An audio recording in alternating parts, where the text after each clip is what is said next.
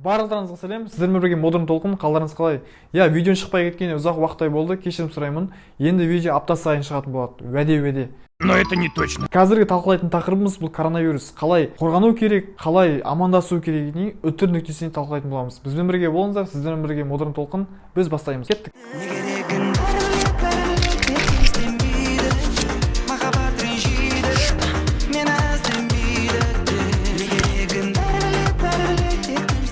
Жалпы коронавирустың шығу тарихына келетін болсақ, осы Қытай елінің Ухан қаласынан шықты. Кейбір мәліметтер айтуы бойынша. Некоторые говорят, что это от летучих мышей пошло, некоторые говорят, что это пошло от змей. Пайда болған вирусымыз осы Қазақстан елімізге де өкінішке орай келіп жетті. Жаңалықтардың айтуы бойынша осы вирусқа ұшыраған 3 қазақ бауырларымыз карантинге тап болды. Біреуі Астана қаласынан, екеуі Алматы қаласынан. В Казахстане число заболевших коронавирусом достигло 6 человек. Сегодня были выявлены еще 2 случая. Мужчина прилетел в Алматы из Москвы, а женщина вернулась в Нур-Султан из Варшавы. Оба находятся под наблюдением врачей. Жалпы коронавирустан қалай қорғану керек екенін сіздерге айта кетейін. Бірінші, сіздер гигиенаны сақтау керексіздер. Яғни қолдарыңызды әдемілеп сабынмен немесе жидкое мыло дейді ғой, арнайы қол сабындар бар, сонымен сіздер тщательно жуу керексіздер, чтобы вирусты өзіңізге жұқтырып алмау үшін.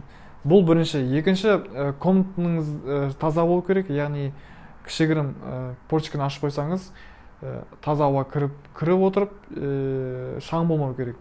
Тағы да айта кететініміз, үлкен ивенттерге бармаңыздар, той.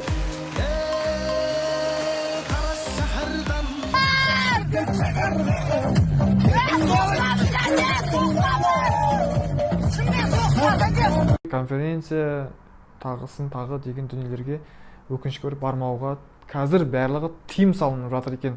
Тыйым салынғанына қарамастан барлығы онлайн түрде көшіп жатыр. Бұл дистанционное обучение, онлайн заказдар, тамақ заказ беру, тағы деген дүниелер. Енді өкінішке орай осы студенттердің барлығын қайтарып жатыр.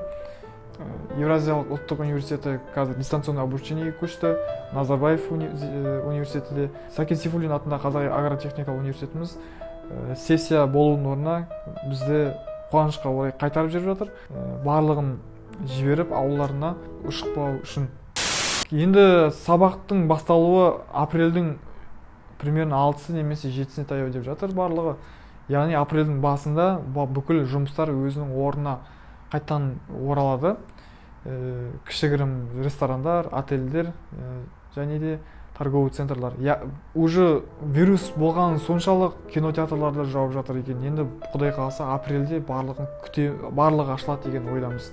Біздің кішігірім бүлдіршіндерде 1-ші сыныптан 11-ші сыныпқа дейін барлығы отмена беріп жатыр. Яғни қорытынды бақылауын алып, осы аптаның соңына дейін келесі аптадан бастап каникулға шығып жатыр. Сіздер енді іштеріңіз пыспау үшін, құрметті көрермендер, үйде жата бергенше, яғни үйде жатасыздар өкінішке орай, бірақ кішігірім кітап оқуға кеңес беремін.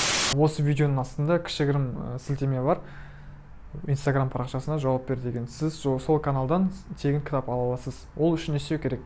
Бірінші, жауап берді өзіңіздің историяңызды саласыздар және тіркелесіздер.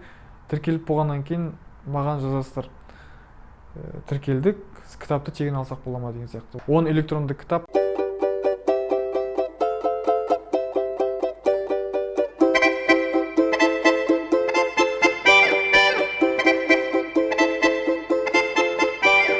Осы кітаптарды сіз оқысаңыз, ойлау қабілетіңіз жақсарады.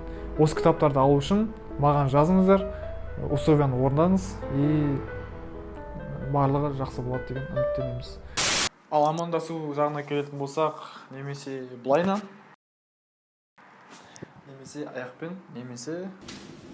Сіздермен бірге модерн толқын. Кешірім сұраймын осындай видеоның сапасыз шығып жатқанына, өйткені бұл менің бірінші видеом. Алдыңғы видеоларды санамауға болады, өйткені ұзақ уақыт өтті видео шықпай кеткені, опытта кетіп қалды. Өзім қазақ болғаннан кейін қазақша түсіндіріп жатырмын, бірақ сөздік қорым жетпей жатыр. Тағы не айтамын, келесі видео келесі апта шығады, ол қалаулым туралы видео қызық болса, лайк және коммент, подписка қолдау көрсетіп, жауап беруге тіркелуді ұмытпаңыздар. Ал сіздермен бірге модern толқын келесі аптаға дейін кездескенше сау.